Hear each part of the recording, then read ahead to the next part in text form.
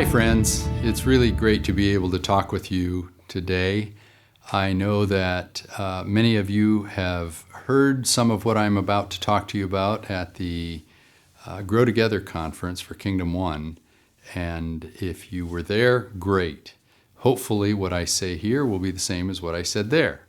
And if not, then I hope that this can be an opportunity for you to grow in understanding some of the principles that we've been talking about. I want to spend a few minutes talking with you about the whole concept of courageous leadership. And while you and I both know that there's a boatload of thoughts and reflections that could be said about this whole subject, I'd like to focus it in on just a few things for our purposes here and to help you think through your own role as a leader. Most importantly, I want to encourage you to kind of sit up straight, buckle up for what we're going to be talking about. Because some of the things that I want to share with you at the outset are not consistent with necessarily how I normally like to talk to leaders, because it tends to be a little bit on the negative side. And so I may look down a little bit more than I ordinarily would, because it's in some respects starts with a discouraging circumstance. Church leaders are notoriously average.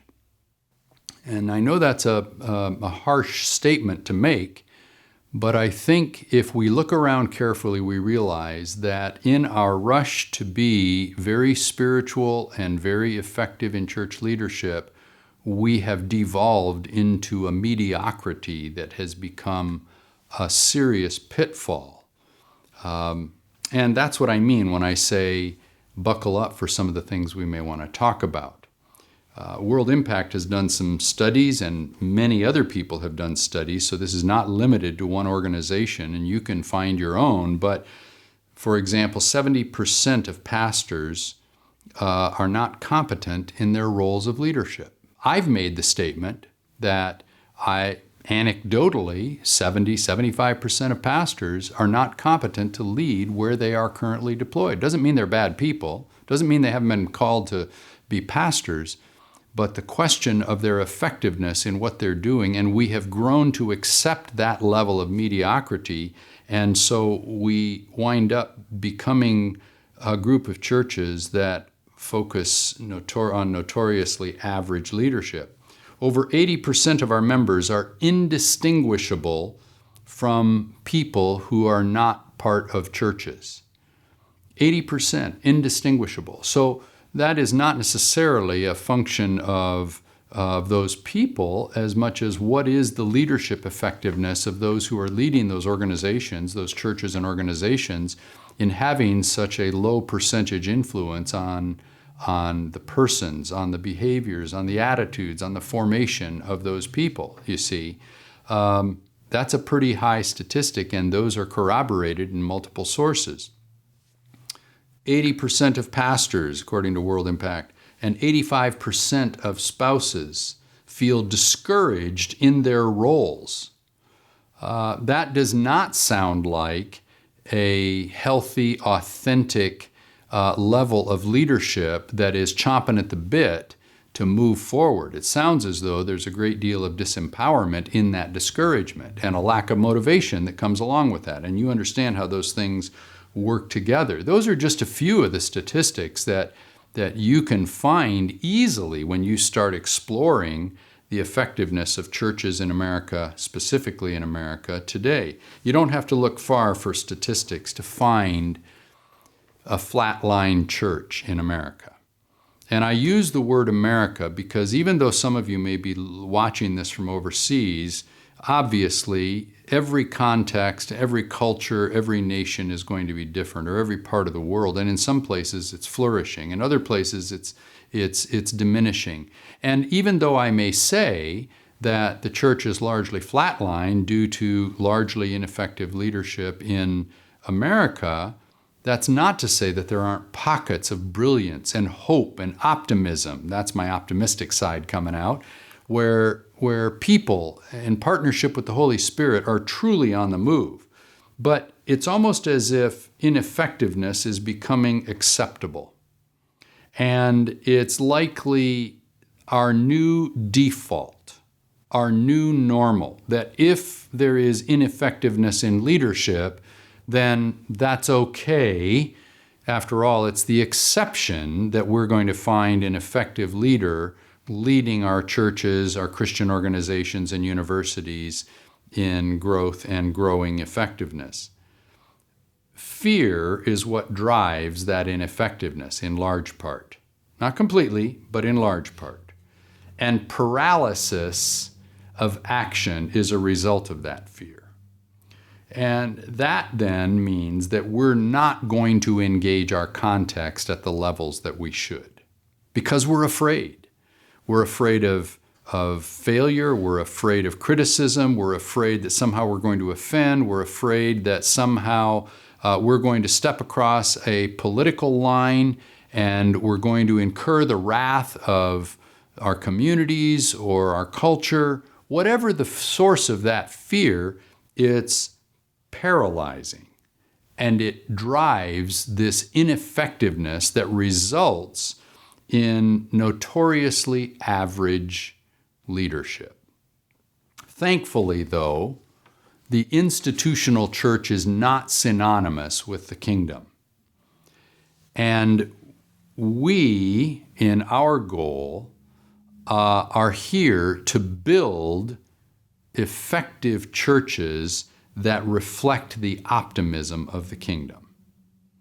So when we see the institutional church, we recognize that it is an attempt to bring the kingdom near on earth as it is in heaven. And we see the structures of the institutional church as a vehicle by which that mission of the kingdom coming near can be realized. But it isn't always effective in fulfillment of that mission because there are the institutional elements that are naturally human. And those institutional elements are susceptible to all of the forces around us. And we who are humans occupy the places of leadership in that institutional structure that we call the church, ideally reflecting the principles of the kingdom, but not always. So our goal here is to say, all right, in that milieu, in that context, how can we more effectively reflect the optimism and transformational power of the kingdom through our churches? Well, it starts with courageous leadership.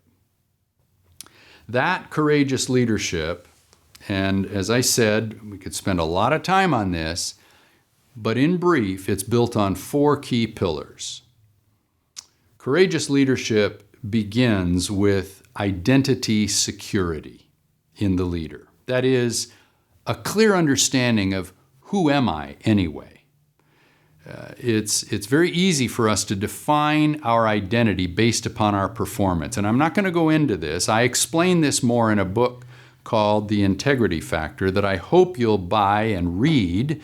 It was written a long time ago in the mid-1990s, but the principles still seem to have traction in both corporate and ecclesiastical leadership roles today, the integrity factor. And I unpack this idea of identity security. Who am I anyway? It's very easy for us to define ourselves based upon the function of what we do. But in reality, who you are is much more fundamental than what you do. When you start to define yourself based upon your job or your function or your title, all of a sudden you fall prey to what I call performance-based identity, and you're setting yourself up for all kinds of failure. You're setting yourself up for burnout, for failure, for ineffectiveness, for moral failure, all kinds of things.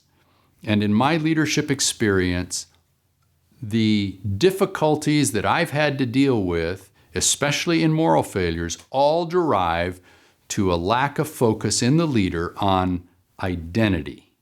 On who am I really? Not just what I do, that's my persona, that's my job, that's my title, but on who I am intrinsically. And we don't have time to go into all of that, so let me put that as a seed for you to start exploring a little bit further through the video series, through the book, through further things that Kingdom One offers in understanding leadership formation, not just leadership development. So courageous leadership starts on the key pillar of identity security. Secondly, it's built on the second pillar of vocational clarity. What am I here to do? What is my function? What do I contribute to? Vocational clarity is the one thing that provides motivation to the activity that you engage in. And in fact, it is the outlet, the natural outlet of that identity security, finding identity confidence, finding expression in behavior, in leadership. So vocational clarity, what am I called to do? Now understand that vocation is not defined by your career. It's not the same. It's not defined by the church or by the organization. Vocation is not defined by a particular function. Vocation is tied to your identity. It is an intrinsic vocalization of a vocalist who is calling you to walk a particular path that will allow you to light up like a Christmas tree and flourish. Vocation is tied to a vocalist whom we call God. And again, that takes more unpacking, but just understand that understanding with clarity that vocalist who is vocalizing to you a pathway which will allow your passion, your abilities, and your personality to converge in a synergy that causes flourishing in your life and effectiveness in what you do, and is not afraid of the challenges that will come because of a secure identity that will hold you true to yourself. See? So, courageous leadership is tied to identity security. It's tied to vocational clarity. It's tied to strategic awareness. What is my situation anyway? What am I dealing with? What are the circumstances around me? What is culture telling me I should and shouldn't do? What is the institution telling me I should and shouldn't do? What are the naysayers saying I shouldn't do?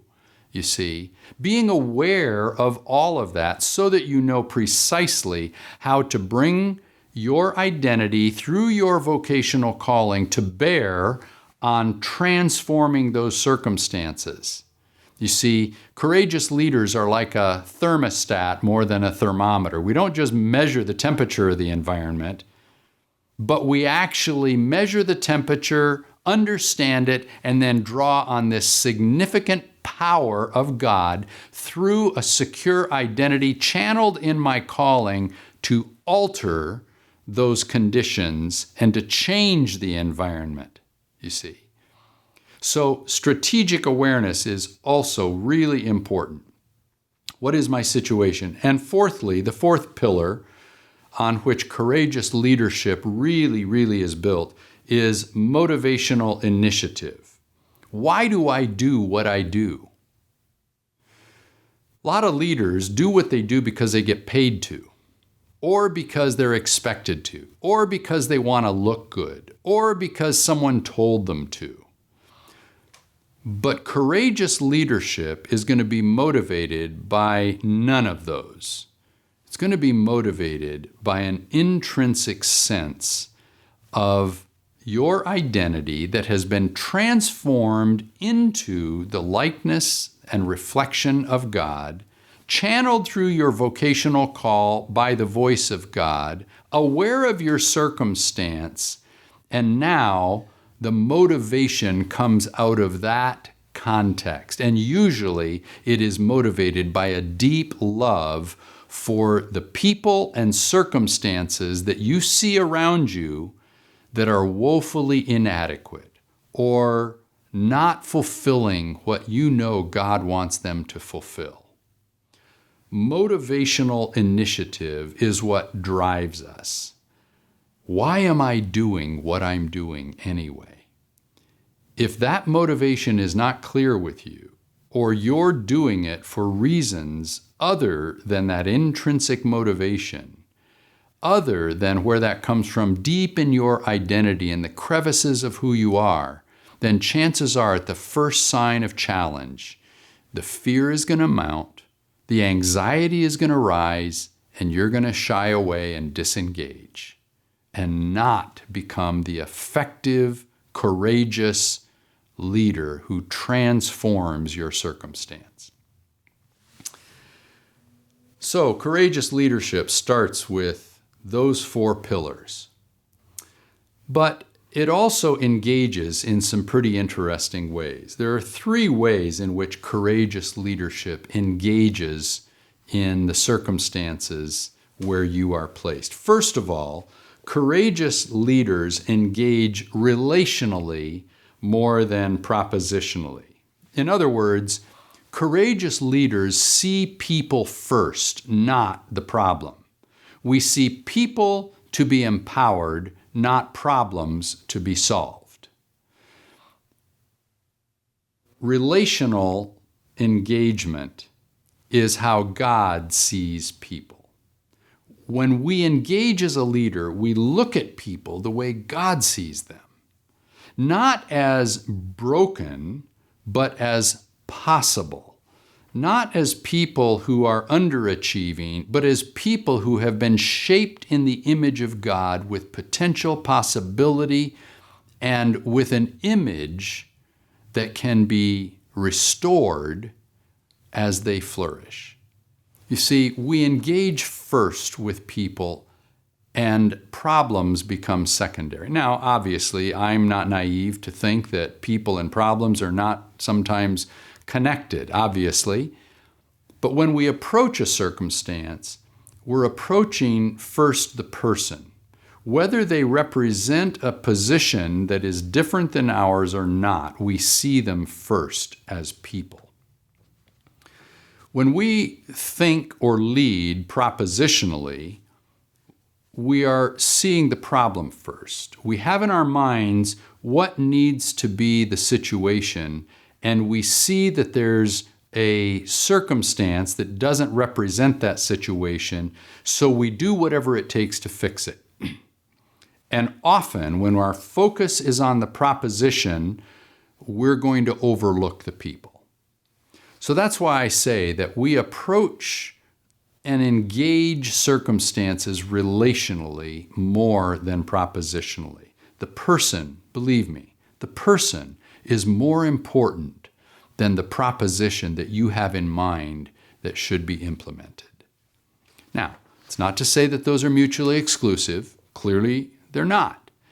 Because as you begin to invest in that person, as you begin to see that person, as you begin to lead with an eye toward people, suddenly what's inside of you begins to come out naturally. The bottom of the iceberg gives rise to the top of the iceberg. And pretty soon you are going to be influencing those people, and they are going to capture the optimism and the hope and the values and the mission, all of which come from your identity and flow naturally into your behavior and leadership.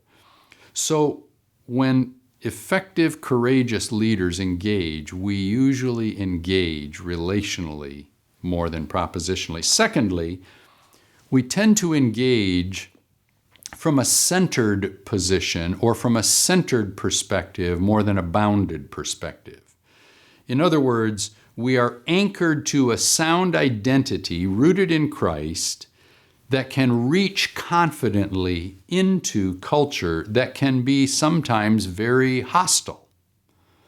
But we center ourselves in that anchor so that we can reach. I actually have a podcast that was called Anchored and Reaching. We anchor ourselves so that we can reach. There are a lot of people who engage by starting with the perimeter, and they'll draw a circle, and around that circle there are categories of doctrines, for example, and social positions, and political positions, and behavioral expectations all populate that circle. And the question on engagement then, the leader engages by saying, do you think like I do? Are you inside that circle? In other words, do you comply with my doctrine? Do you comply with my behavioral expectations? Do you comply with my political positions? Do you comply with my position on social issues? And if you do, then you are inside the circle and you're okay. But if you don't, then you're outside the circle and you are not part of the group. You're not part of my relationships, you see. You're not part of the church, so to speak. Courageous leaders are willing to say that boundary doesn't determine connection. It's the center. It's the center which then empowers me as a leader. I know who I am. I know where I'm anchored. I know my vocational call. And from the confidence of that identity as a child of God, a servant of God, formed by God, I am confidently able to reach into a culture that is hostile, that is different, that may bounce me around and that may challenge me at every turn, but I'm confident when I engage that environment, and I don't need to be afraid. See, if I'm defining involvement or engagement based upon compliance, I'm always going to be afraid that somehow I'm going to step across a line. When I was teaching my daughter how to drive a car, I remember teaching her how to drive on the city streets, and she was fine with that. But there came a point when it was time to learn how to drive on the freeway. And I said, okay, we're going to go drive on the freeway, on the 10 freeway in Southern California. And she immediately got a lot of fear because freeways were frightful for her.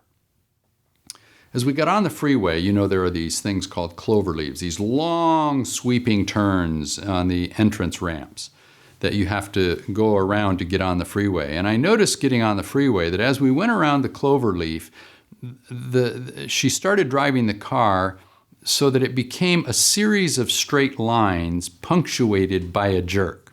Straight jerk, you know, and it was kind of uncomfortable. And I wasn't, what in the world's going on here?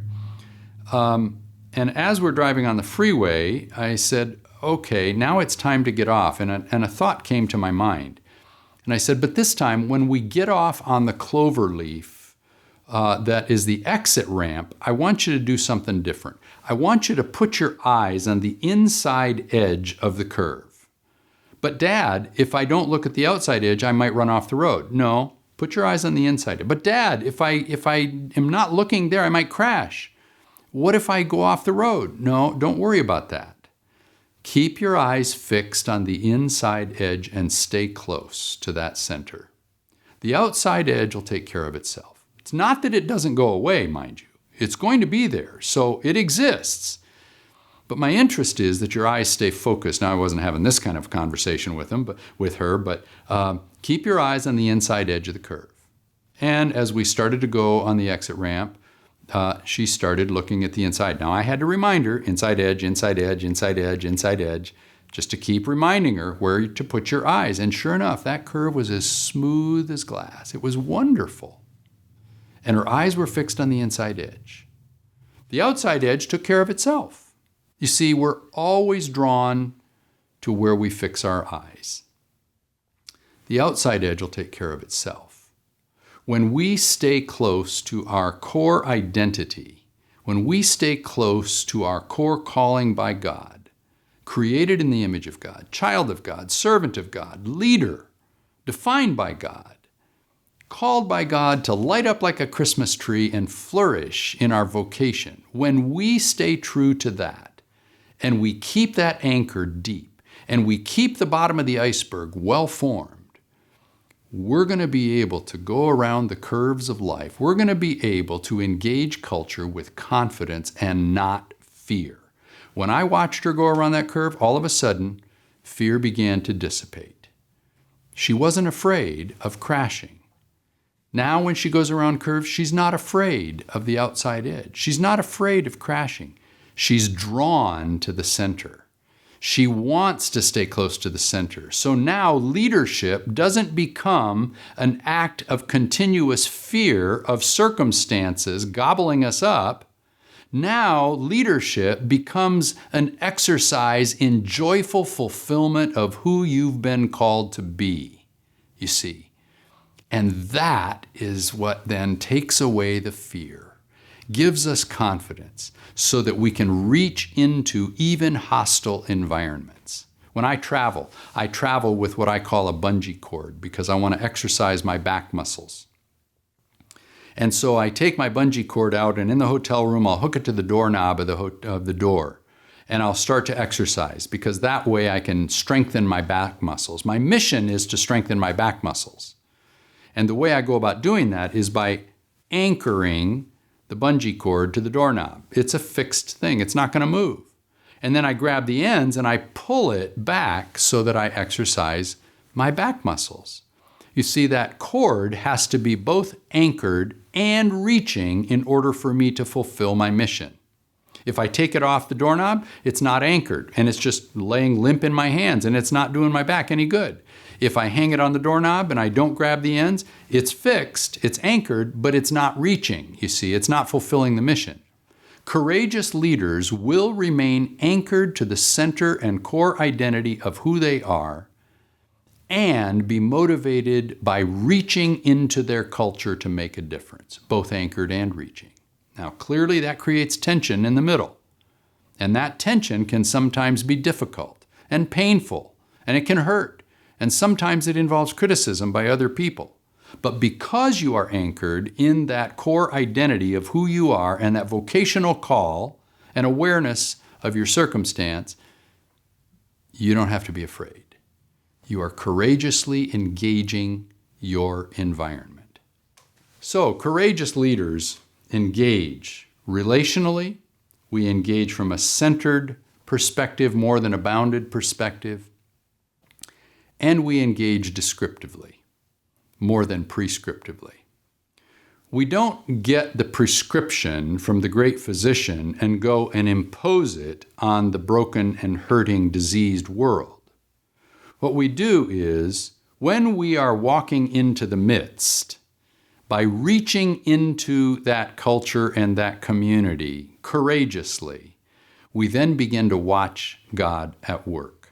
And we begin to see the effect of that influence happening. We begin to see the effect of the thermostat changing the environment where we are working, our communities, our culture, our nation, our surroundings, our neighborhood, our families.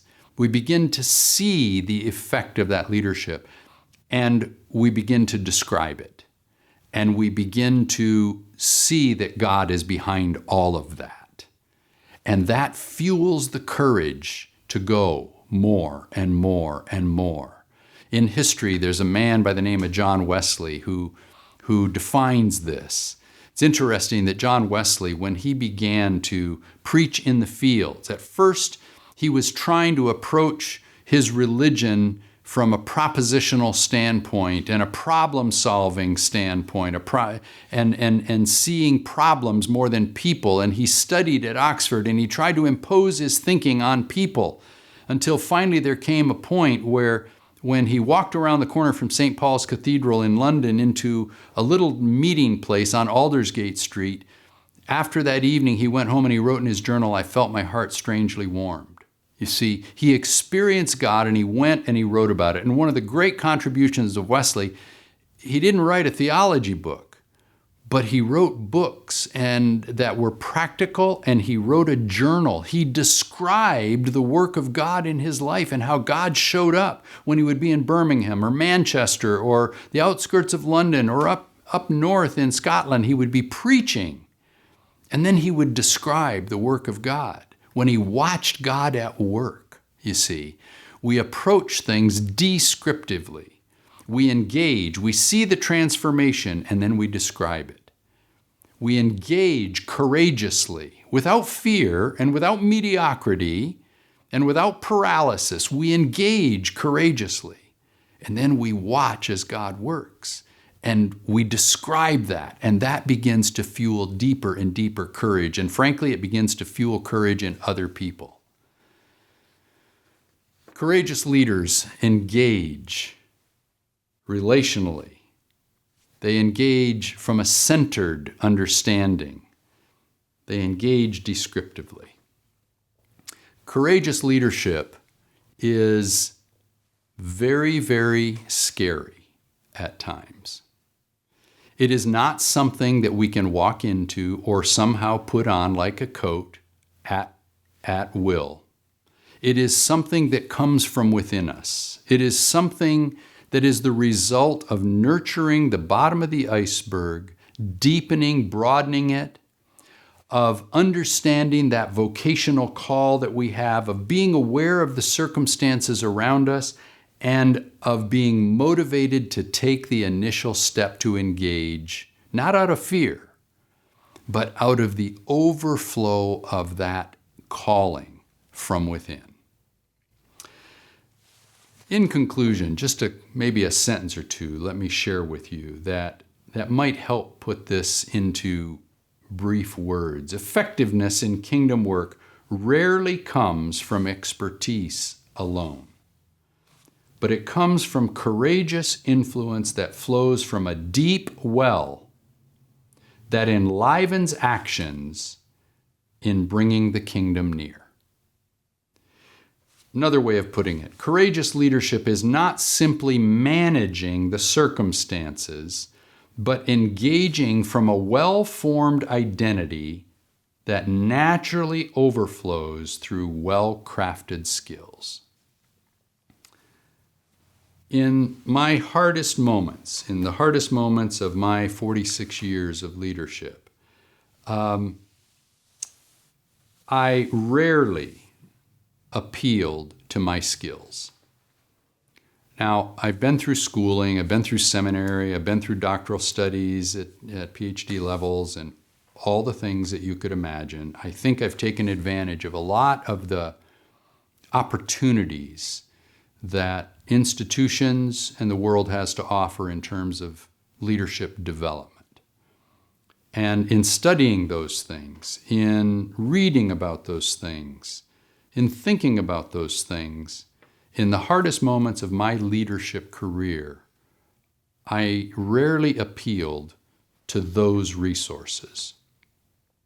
What I appealed to was the deeply formed sense of identity as a child of God, called by God to use my gifts, my passion, and my abilities for the missional purposes of God, motivated by love for my surrounding circumstances. It was that core identity in the bottom of the iceberg that I appeal to when the hardest moments have come.